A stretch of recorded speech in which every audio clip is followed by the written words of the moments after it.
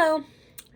Today I hope to demonstrate to you all, my audience, how to oil paint and how easy and fun it could be if you do it properly. So, um, when you think of oil painting, do you think of Vincent Van Gogh, Starry Night, or do you think of Mona Lisa's Mona Lisa, done by Leonardo da Vinci? I'm sure you're thinking right now, I'm not gonna be able to paint that. I don't have that artistic ability. But you are wrong. I am hoping to give you a step further into becoming one of painting with oil, if that is possible, and if you're interested, because I know some people are like a little intimidated, but you're wrong. You do have artistic abilities. As a kid in elementary school, you had learned arts and crafts. You learned so much that you can't say you have not. So as ideally, you do have artistic abilities. It's just some people continued it after elementary and were consistent. I've been painting ever since I was in first grade. And now I hope to pursue it as a career and see where it takes me in life. At first, oil painting did not exist. I know, surprising. It's like, what? It came from the most primitive activities of mankind and gradually became one of the categories of art with the development of civilization. I will explain to you the three basic things which include the materials needed to paint with oil, how to mix your palette properly, as well as how to paint and slather it onto the canvas. So let's get started on doing the most important thing, which is what materials do you need? The first step is to focus on the items as paint, brushes, surface, easel, this is an easel, and the palette, which is this. It could be a styrofoam plate if you'd like. It doesn't matter. As well as gamsol. Gamsol will be your basically your water, your best friend, you can say if you want. But yeah, some fumes of gamsol can be pretty harmful. So this is why you should probably paint in a good, a well-ventilated area, like a garage or outside. It's up to you. Some paints you will need are your primary colors, blue, yellow, and red. You will need black and white. These will help you with your hues. You will also need burnt sienna. This is only to give it this orange effect, which I like to personally do because it's a color that will settle down. Once you have all the materials that you need, let's start focusing on using the paint theory to mix your palette. Okay, preparing your palette. All right.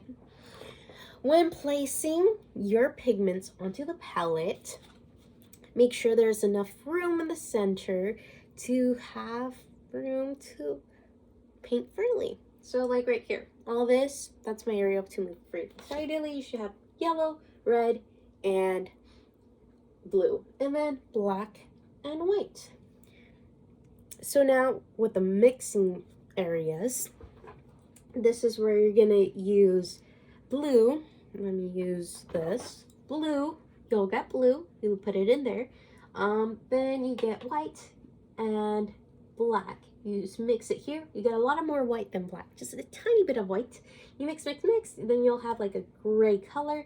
You add that to your blue, and then when you add it to your blue, you're gonna mix it. You'll get this one, then you divide this in three. So 1, 2, and then 3. And then in this one, you'll add a little bit of red, badam. Badoom. And then you add a little bit of yellow here. You should be adding more white, but it's all personal on how you want your colors to look. This will be your sky. Keep this in mind. And then your green, well, ideally to make green, you get blue and yellow, more of a yellow if you want more of a green, lime green, mix, add some of that gray white, bling, mix. And then for your mountains, you get blue, red, mix, and then you get that gray again. You're gonna need a lot of this right here, the gray basically, like white and black. And then you add that, mix, and then you get the color you desire. Ideally, it's just mixing until you find the color you most desire. Now that we have our palette ready, we can start on our landscape. So ideally, since it is a 5-minute video, I have already made this canvas, and this ideally would look how it should look like after a long time, which I don't have. So I'll demonstrate to you what colors you'll need. So ideally, that first line right here, this line right here you need will be this color right here. You blend it in.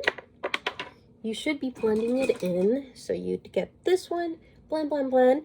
There you go. That's your first layer. Then you get this one right here. You blend. And there's your next one. Then you get this one, the greenish one. You blend. Last layer. There's your sky. All done. You could mix it in to give it more of an illusion of the sky. It's all personal. The wimps, you could say. Then you get the mountain color, this purple that you made. You go blend. You can mix it in nicely. The blue will give it more of an illusion of the mountains. Then you get your green right here. You flicker up however you like. You get some yellow, flicker up however you like. It doesn't matter. So here's the important fact. Not only is the background shouldn't be an afterthought, right? Or a backdrop. It's important to have harmony between the sky and the land below. So ideally, you should always focus on the sky first and then work down. Now that you know how to paint a landscape using oil paint, let's go to what I showed you today. So today I showed you 3 basic things, which is what is needed, how to mix your painting palette, as well as how to paint carefully. Not only can you paint, but you're now one step closer to being Vincent Van Gogh, just like Vincent Van Gogh. So with so much practice, you too can be Vincent Van Gogh, just with consistency. I believe in you. Good day.